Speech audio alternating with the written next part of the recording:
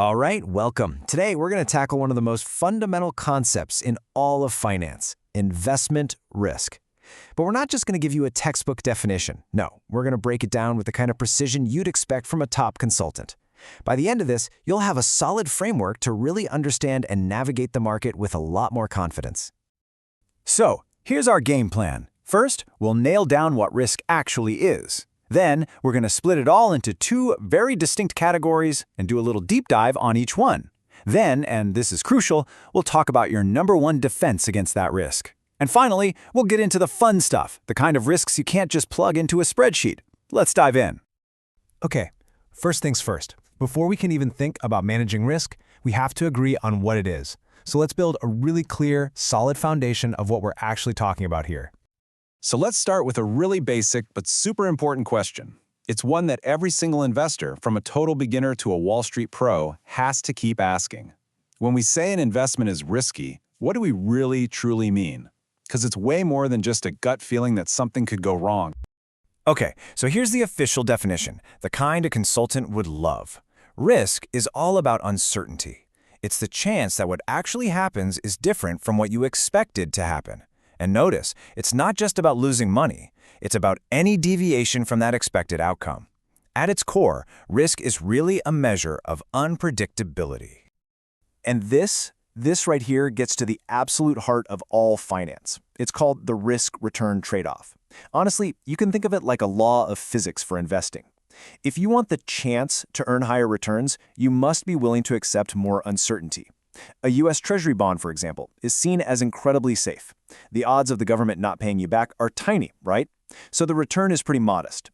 A corporate bond, on the other hand, has a higher chance of default. So to convince you to take on that extra risk, it has to offer you a higher potential reward. It's that simple. All right, now that we've got our definition, we need a way to organize our thinking. In the consulting world, there's a fantastic tool for this called the MICI principle.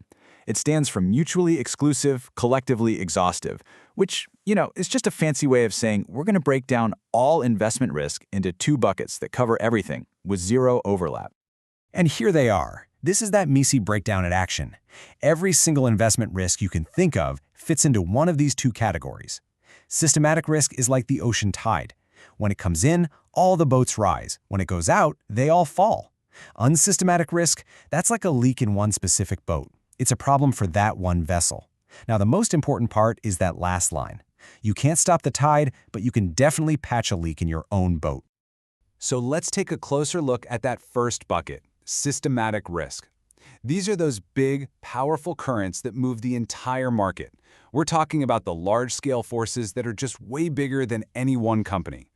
So what are these market-wide forces? Well, here are some of the heavy hitters. These are all macroeconomic factors. Things like the central bank changing interest rates, a sudden spike in inflation, or some kind of geopolitical event.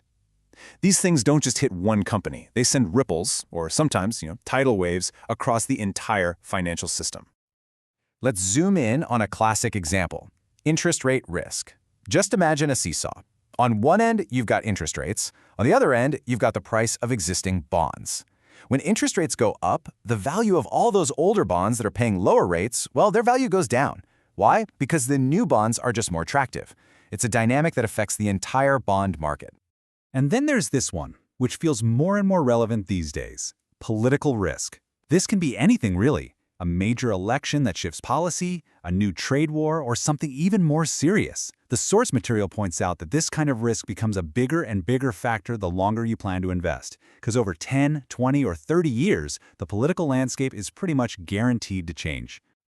Okay, we've talked about the tide. Now let's talk about the boat itself. Section 4 is all about unsystematic risk. Remember, these are the risks that are unique to a single company or maybe a single industry. This is the leaky boat we talked about. So what are we talking about here? Well, think about a brilliant CEO suddenly resigning, or a company having to recall its most popular product, or a brand new disruptive competitor showing up out of nowhere. These are all very real, very serious risks, but their damage is usually contained. A huge problem at a car company doesn't necessarily sink a software company in a totally different industry. Let's drill down into business risk. This one's about as basic as it gets. It's the simple question. Can this company actually run a successful business? Can it make something and sell it for more than it costs? This has nothing to do with its stock price or what the broader market is doing. It's just about the fundamental health of the business itself. And then there's credit risk, or, default risk. This is simply the chance that a company that borrowed money can't pay it back. That's it. This is literally why credit rating agencies exist, to figure out this exact risk for a specific company's bonds. And it brings us right back to that trade-off we talked about. This is why corporate bonds have to pay you more than government bonds to pay you for taking on this very specific risk.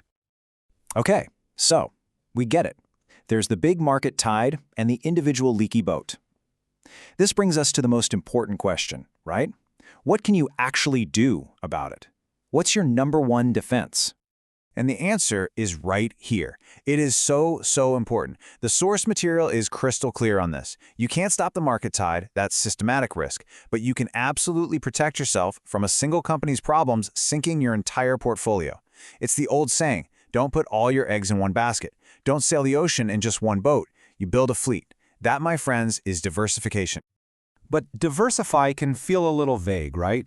So what does it actually mean to do it well? Well, this slide gives us a super simple 3-step framework. First, you spread your money across different types of investments, stocks, bonds, cash, that kind of thing. Second, you diversify within each of those types. So don't just own a bunch of tech stocks. Own some healthcare, some industrial, some consumer stocks, maybe from different countries. And third, you mix it all up. Combine lower risk things with higher risk things to create a nice, balanced portfolio. This quote really just hits the nail on the head.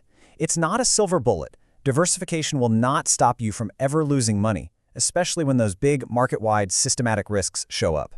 But it is, without a doubt, the most powerful tool you have for managing the risks you can control, and that is absolutely essential for long-term success. Okay, for our last section, we're going to go a little deeper. We've covered the risks you can kind of quantify and put into a model. But we all know the real world is a lot messier than that. So let's talk about the risks that live beyond the spreadsheet. The unpredictable, the rare, and the deeply human side of investing. This is where things get really tricky and, frankly, really interesting. It's the next level of thinking about risk. We can build a model for interest rate changes, we can analyze a company's debt, but how do you model human panic? How do you prepare for something that has literally never happened before? It takes a whole different mindset.